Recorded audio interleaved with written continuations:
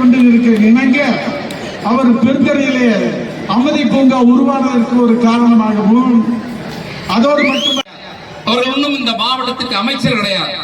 ஆனால் அதற்கு இணையான பணிகளை எல்லாம் அவர்கள் செய்து கொண்டிருப்பதை பார்க்கிற பொழுது உள்ளபடியாக இந்த பெருந்துறைக்கு அவர்களை போற்றுவதிலே எல்லோரும் மனமார்ந்த உங்களை நாங்கள் பாராட்டி போற்றுவதிலே நாங்கள் கடமைப்பட்டிருக்கிறோம்.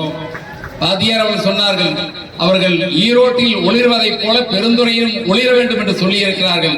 அவர்கள் ஏற்கனவே பெருந்துறையிலே ஒளிர்ந்து கொண்டுதான் இருக்கிறார்கள்.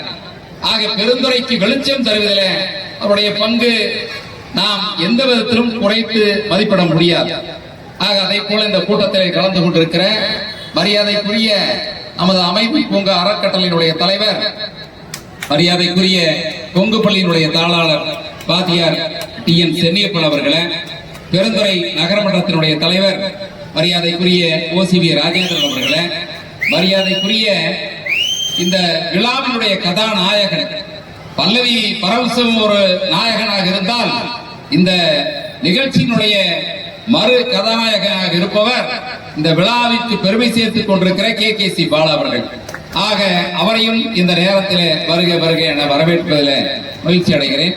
அதே போல அகரம் மூர்த்தி அவர்களே, செந்தில்குமார் அவர்களே, இந்த நிகழ்ச்சியிலே கலந்து கொண்டிருக்கிற TJ ராமமூர்த்தி அவர்களே, மாரிமுத்து அவர்களே, இந்த நிகழ்ச்சியிலே கலந்து கொண்டிருக்கிற பேரூராட்சியினுடைய கவுன்சிலர்களே, வருகை கொடுத்திருக்கிற பெரியோர்களே, பொதுமக்களே, தாய்மார்களே, வள்ளி கும்மி ஆட்டத்தை ஆடி களைத்து போய் நின்று கொண்டிருக்கிற சகோதர சகோதரிகளே, அதே போல சலங்கை ஆட்டத்தை ஆடி முடித்திருக்கிற என்னுடைய அன்பு நண்பர்களே, இங்கு வருகை கொடுத்திருக்கிற பொதுமக்களே, வருகை கொடுத்திருக்கிற 10 கோடி பெருமக்களே, உங்கள் அத்தனை பேருக்கு என்னுடைய பணிவு சார்ந்த வணக்கத்தை நான் தெரிவித்துக் கொள்கிறேன். தமிழ்நாட்டை பொறுத்தவரையில ஆயக்கலைகள் 64 என்று சொல்லுவார்கள். இயல், இசை, நாடகம் என்று அந்த கலைகளை வரிசைப்படுத்துவார்கள். அந்த 64 கலைகளை என்னுடைய ஒரு மையமாக நாம் எதை எண்ணி பார்க்க வேண்டும் என்று சொன்னால், ஒரு காலத்திலே கலை என்பது இந்த தமிழகத்திலே கலை சார்ந்த நிகழ்வு மட்டும்தான் அந்த மக்களை மகிழ்ச்சிப்படுத்துகிற ஒரு கலையாக தமிழ்நாட்டிலே காலங்காலமாக இருந்து வருகிறது. இது காலப்போக்கிலே பரிணாம வளர்ச்சியிலே இந்த இளைஞர்கள் எல்லாம் இன்றைக்கு வெவ்வேறு பாதையிலே போய் சீரழிந்து இந்த சமுதாயத்தை இந்த கலைகள் என்றால் என்னவென்றே தெரியாத ஒரு நிலைக்கு நாம் தள்ளப்பட்ட பொழுது இந்த வள்ளி கும்மி கலையை அவர் வாழ வைத்தவர் என்று சொல்ல வேண்டும் என்று சொல்வதை விட மீட்டெடுத்தவர் என்று சொல்ல வேண்டும். அதாவது டேக் ஓவர் செய்திருக்கிறார். ஆக வள்ளி கும்மி கலை ஏற்கனவே இருக்கிறது. ஆக இன்றைக்கு சஷ்டி, கந்த சஷ்டி கவசத்தை பொதுவாக பல்வேறு, குறிப்பாக பெண்கள் கந்த சஷ்டி விரதம் இருப்பார்கள். இந்த கந்த சஷ்டியில முருகனுக்காக அருளை பெறுவதற்காக நாம் எல்லோரும் விரதம் இருக்கிறோம். அந்த முருகன் யாரை மணந்திருக்கிறார் என்று சொன்னால் வள்ளியை மணந்திருக்கிறார். நான் இன்னும் உள்ளே போய் சொல்ல வேண்டும் என்று சொன்னால், அந்த காலத்திலேயே கலப்பு திருமணத்தை செய்தவர் நமது முருகப்பெருமான் அவர்கள். வள்ளியை மணந்து, அதாவது அந்த அந்த ஒரு சமுதாயத்திலே இருந்து வந்த வள்ளியை மணந்து கலப்பு திருமணத்தை அந்த காலத்திலே வித்திட்டவர் நமது வணங்கக்கூடிய முருகப்பெருமான் அவர்கள். ஆக அப்படிப்பட்ட அந்த வள்ளி, அவருடைய பெயரால் வள்ளி கும்மி என்கிற ஒரு ஆட்டம்.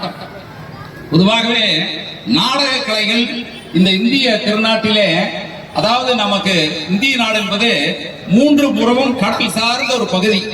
இந்த 3 புறமும் கடல் சார்ந்த பகுதியில வடக்கே இன்றைக்கு வேங்கடம், வடக்கே வேங்கடத்தில் இருந்து தெற்கே குமரிப்பை, இன்றைக்கு பறந்து விரிந்திருக்கிற இந்த தமிழ் தேசத்தில கலைதான் இன்றைக்கு மக்களுடைய பாரம்பரிய சின்னமாக ஒரு காலத்தில் இருந்த இந்த கலையை மீண்டும் இன்றைக்கு அவர் மீட்டெடுத்திருக்கிறார்.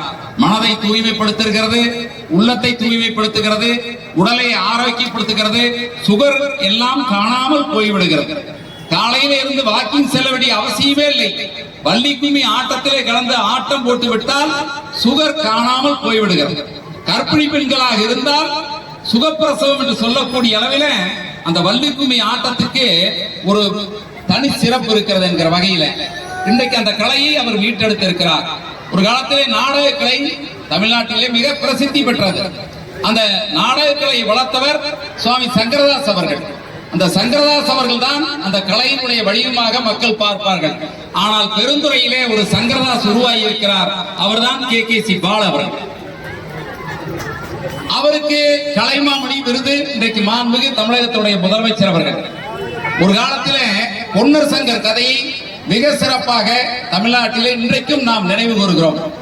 பொன்னர் சங்கர் இன்றைக்கு வீரப்பூரிலே அமர்ந்திருக்கக்கூடிய அந்த வீர திருமாலுடைய வரலாறு தான் பொன்னர் சங்கர். அந்த பொன்னர் சங்கர் கதையை எழுதியவர் மறைந்த முத்தமிழறிஞர் கலைஞர் அவர்கள் தான் அந்த பொன்னர் சங்கர் கதையை எடுத்து அதை திரைப்படமாக உருவாக்கினார். ஆக அந்த பொன்னர் சங்கர்